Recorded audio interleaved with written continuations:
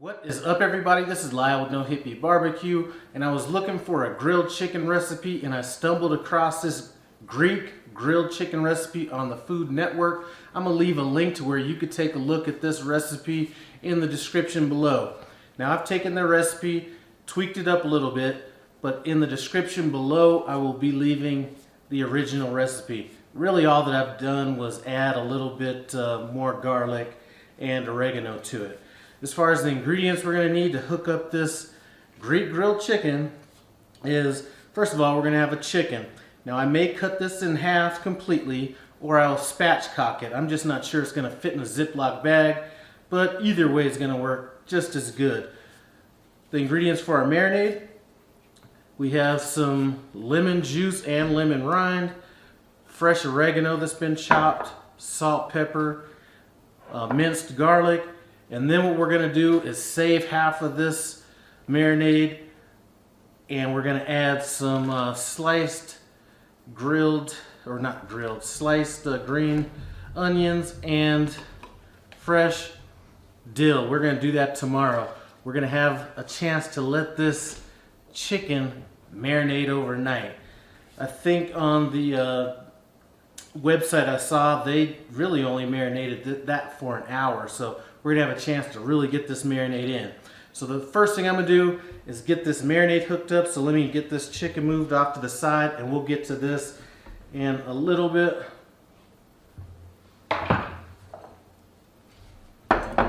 Really, to make this marinade, all we're gonna do is add our lemon juice and lemon rind, oregano, garlic, our salt and pepper. And one of the ingredients I did not mention earlier is we're going to be using some olive oil. This happens to be a Greek olive oil.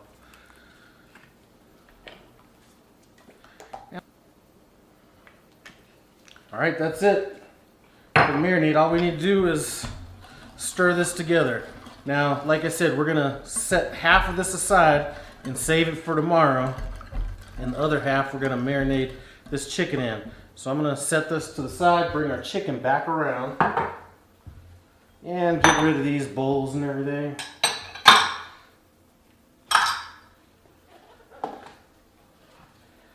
Now, as far as this chicken goes, like I said, we are going to be spatchcocking this chicken to begin with. If I can get the full chicken in one of these gallon Ziploc bags, we'll leave it like that. If not, we're just going to cut right down the back of it and cut it into chicken halves. The flavor should be about the same. As far as spatchcocking a chicken goes, what we're going to do is, if you turn a chicken over to where you can see the backbone in it, a good set of shears will be good. If you don't, you could do this with a knife as well. We're just going to cut down the side of the chicken, or cut along the backbone. Alright, so that's one half.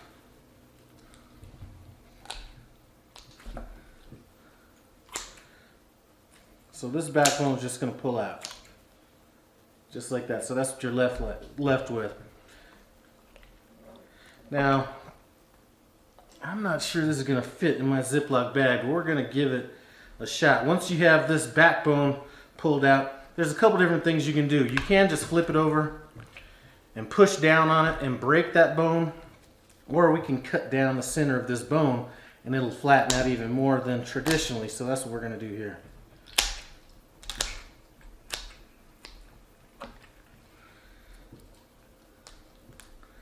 Okay, so we can cut this backbone out if we like. I'm going to give that a shot right here.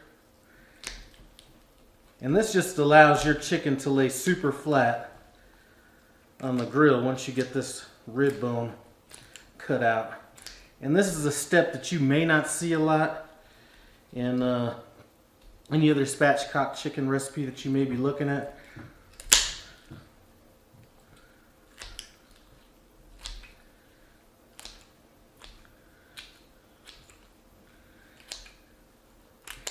And since I'm cutting out a lot of bone, what I'm going to do once I get this rib cage cut out of here, is I will rinse this chicken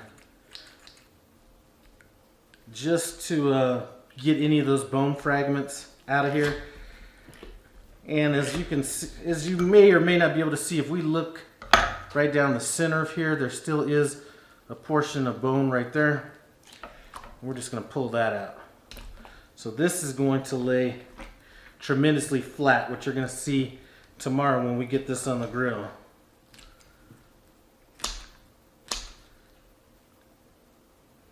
And I'll hold it up real quick now that we have it all out. So this is going to lay really flat. Let me rinse this off. I'll come back over. I'm going to discard all this other stuff. I'm also going to set aside some of that marinade, and we'll pick it up when I'm done with all of that. So we have our chicken rinsed off. I have it in our Ziploc bag. I have separated our marinade into 2 different batches. This batch we're going to use to marinate our chicken overnight, and the other batch tomorrow I'm going to add some minced dill and green onions to it. And we're going to use that as kind of the finishing sauce on this chicken once it's almost all the way done getting grilled. So let's get our marinade in with this chicken. And I did taste this marinade. It is awesome. I think that extra garlic is going to go really good with this. All right, I'm going to massage this in, make sure it gets into all the cracks and crevices of this chicken. We're going to get this entire pan in our refrigerator overnight.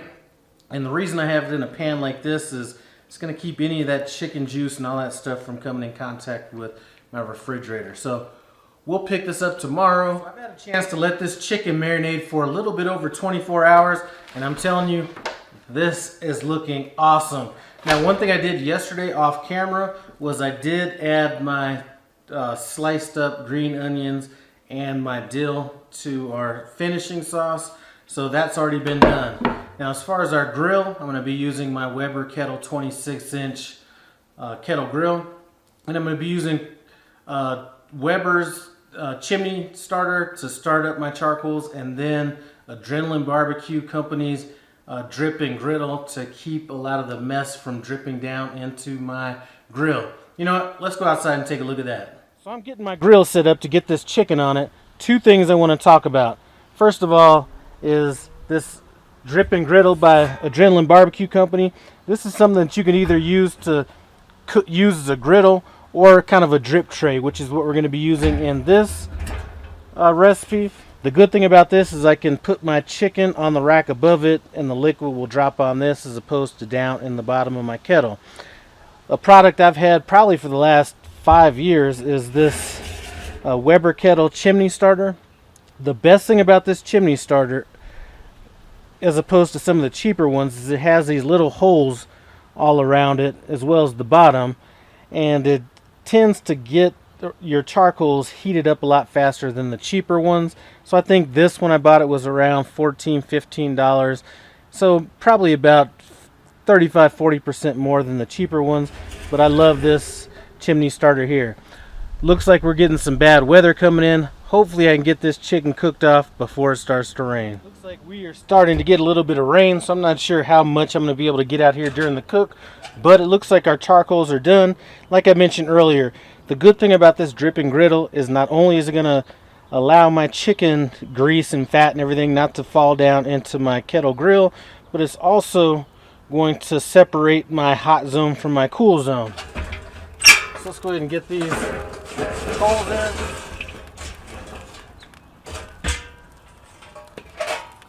Now I'm going to get my grate on, clean our grate off, and if you're interested in either of these products, whether it's the Weber chimney starter or this drip and griddle, link is going to be in the description to where you can get that. So guys, I have my bottom vent completely open, my top vent completely open.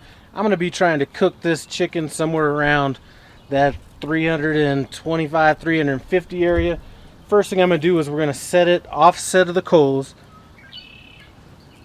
and we're going to go,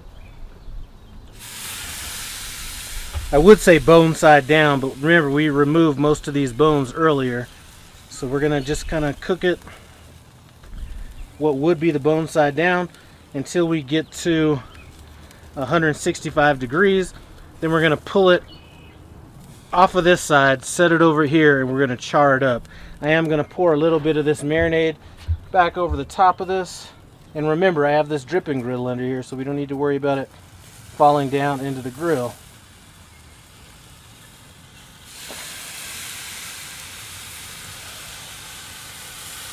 And some of this flavor is going to be coming up from the bottom as well. And also one thing that I did do off camera, I wasn't thinking about it earlier, was I did rotate this chicken to where the dark meat is a little bit closer to the coals, since you typically want that cooked a little bit more than the white meat of the chicken. We're about 45 minutes in on this. I want to just check the temperature just to kind of see where we're at. I know we're not going to be done, but just want to know about how much longer I have before we're done. Now I'm looking at going between 160 and 165 before we get it over some hot coals. So about 5 minutes ago we hit 160 degrees internal temperature. I took the lid off of the grill, let these coals get smoking hot. What we're going to do now is transfer our chicken over to our hot side, and we're not going to add our sauce yet. We're going to get to that once it's kind of fully cooked and kind of use that as a dipping sauce almost. So let's get the chicken on.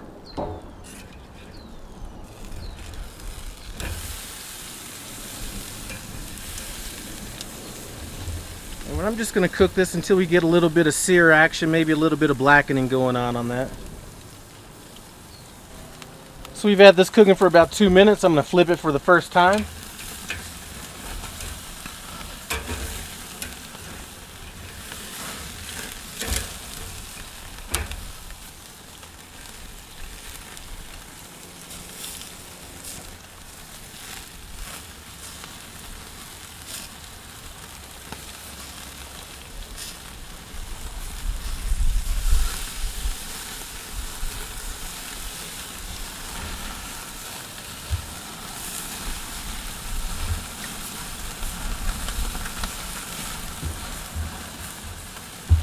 So this has been another couple minutes. Let's take a look.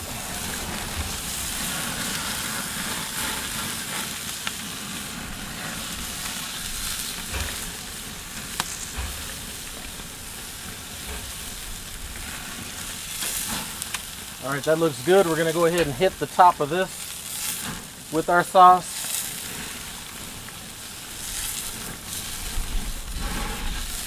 And I'm just going to let this go a few more minutes. Then we're going to pull it off the grill and get it inside. I'm going to use the rest of this sauce as kind of a finishing sauce.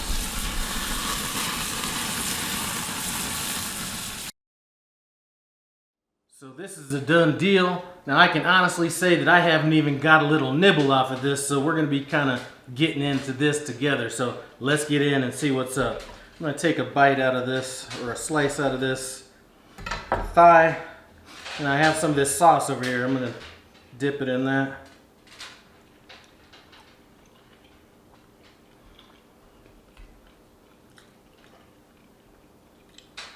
This is a highly recommend right here.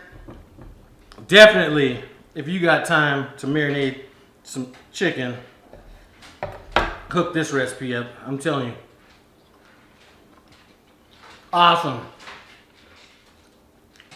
Highly recommend this recipe. I'd like to thank you guys for stopping by No Hippie Barbecue and cooking. Hook this chicken up. You will not be disappointed. Comment, subscribe, and I'm out.